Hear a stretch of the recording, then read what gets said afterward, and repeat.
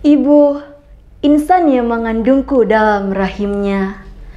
Selama 9 bulan aku terjaga di sana, sambil menanti waktuku melihat rupa dunia. Tapi ternyata semua itu hanya ilusiku yang dikubur oleh rahasia. Aku salah kira bahwa terlahir dari rahimmu. Kukira rahimmu adalah rumah. Ternyata aku berada di rahim lain yang engkau sewa. Tapi tak apa, karena kau melakukan itu untuk memperolehku semata. Semoga ini bukan cerita tentang ibuku, ibu yang tertukar. Halo teman-teman, balik lagi di Ini Lambe Ayu. Kalau dari puisi sebelumnya, kalian bisa nebak gak hari ini kita bakal bahas apa? Jadi hari ini kita bakal ngomongin tentang surogasi atau ibu pengganti. Kalau kalian penggemar dari Kim Kardashian atau Priyanka Chopra, harusnya kalian ngerti sih. Apa? Belum tahu? Ya udah, yuk kita bahas sama-sama.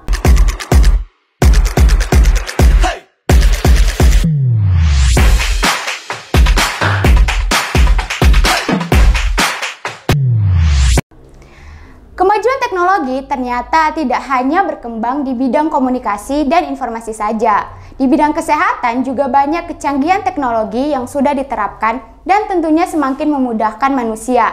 Salah satunya seperti surogasi atau ibu pengganti ini. Nah, metode dari surogasi ini merupakan proses menitipkan bayi ke dalam rahim perempuan lain, yang mana penitipan ini dilakukan dengan cara menyatukan sel telur dan sel sperma dari suatu pasangan, kemudian ditanamkan ke dalam rahim perempuan lain. Itulah mengapa proses ini disebut dengan ibu pengganti atau ibu titipan. Surogasi sendiri terdiri atas dua jenis. Yang pertama, tradisional surogasi, yang mana seorang wanita yang bersedia mengandung bayi yang nantinya akan menjadi anak dari pasangan lain. Wanita ini nantinya akan diinseminasi buatan oleh donor sperma.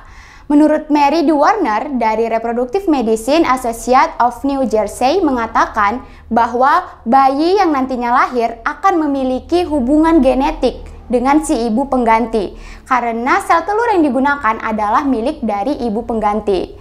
Nah, sedangkan jenis yang kedua yaitu gestasional surogasi, yang mana dilakukan dengan cara mengambil sel telur dari si ibu kemudian dibuahi oleh sel sperma dari si ayah, yang mana hasil dari pembuahan embrio nantinya akan ditransplantasikan atau ditanamkan ke dalam rahim ibu pengganti sampai dengan melahirkan.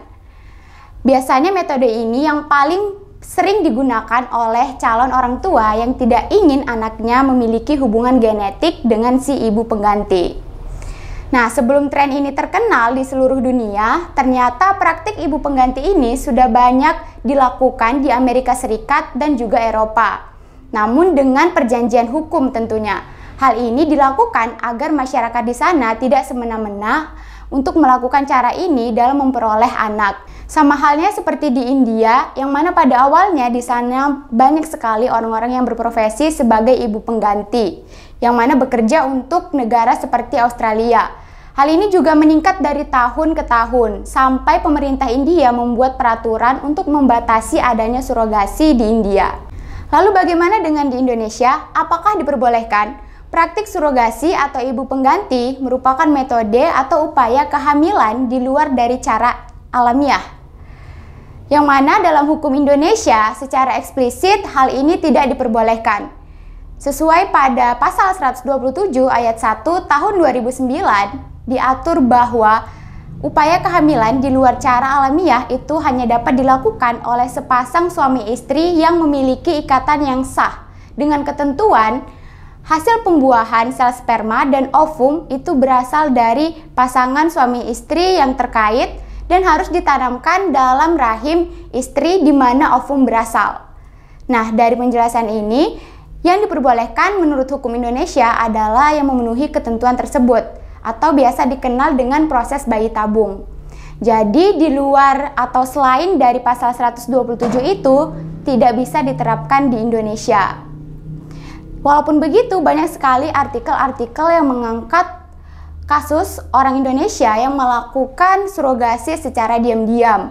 baik itu dilakukan dengan saudara ataupun mereka pergi ke luar negeri untuk melakukan hal tersebut.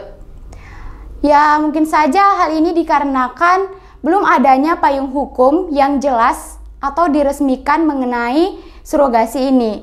Yang ada hanyalah pendekatan-pendekatan moral dan juga pendekatan secara undang-undang seperti pasal 127. Belum ada yang secara langsung membahas misalnya tentang surogasi itu dilarang.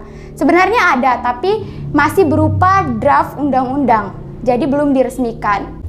Lalu bagaimana pandangan agama mengenai surogasi? MUI sendiri pada tahun 2006 telah menerbitkan aturan hukum mengenai sewa menyewa rahim, yang mana praktik ini dianggap haram untuk dilakukan. Ulama besar Mesir yakni Dr. Yusuf Qaradawi juga mengatakan bahwa ahli fikih tidak memperbolehkan atau tidak membenarkan sewa menyewa rahim dalam apapun bentuknya. Ia juga menuliskan bahwa ahli fikih dan pakar ilmu kedokteran memperbolehkan pasangan suami istri untuk menggunakan ilmu pengetahuan untuk memperoleh keturunan. Namun dengan syarat sel telur dan sel sperma harus berasal dari pasangan suami istri dan tidak boleh ada pihak ketiga. Yang mana dari sini dapat kita simpulkan baik secara hukum ataupun secara agama yang diperbolehkan itu hanyalah bayi tabung. Jadi surogasi tidak atau belum diperbolehkan. Walaupun secara legal praktik surogasi tidak diperbolehkan di Indonesia, namun di sisi lain karena belum adanya payung hukum, hal ini menimbulkan masalah di masyarakat. Karena seperti yang kita lihat, ada beberapa masyarakat yang sampai rela pergi ke luar negeri untuk melakukan surogasi ataupun melakukannya secara diam-diam. Tapi kalau boleh sedikit berpendapat, kita bisa bandingkan antara surogasi dan melahirkan secara sesar, yang mana kedua hal ini sebenarnya sama-sama praktik di luar cara alamiah, yang mana sesar tidak alamiah karena yang alamiahnya perempuan melahirkan dari vagina, tapi dengan sesar perempuan dapat melahirkan dari perut. Nah, sedangkan surogasi juga di luar dari cara alamiah, tapi sesar diperbolehkan baik secara hukum ataupun agama, sedangkan surogasi tidak diperbolehkan. Saya penasaran apakah di masa depan atau di masa yang akan datang surogasi dapat diperbolehkan atau ada kemungkinan untuk diizinkan untuk diterapkan di Indonesia? Kalau menurut pendapat kalian sendiri bagaimana? Jawab dan beri komentar kalian di kolom komentar ya. Sampai jumpa di video selanjutnya. Simple. Jangan lupa subscribe dan tekan loncengnya ya, biar nggak ketinggalan informasi terbaru dari kami. Terima kasih.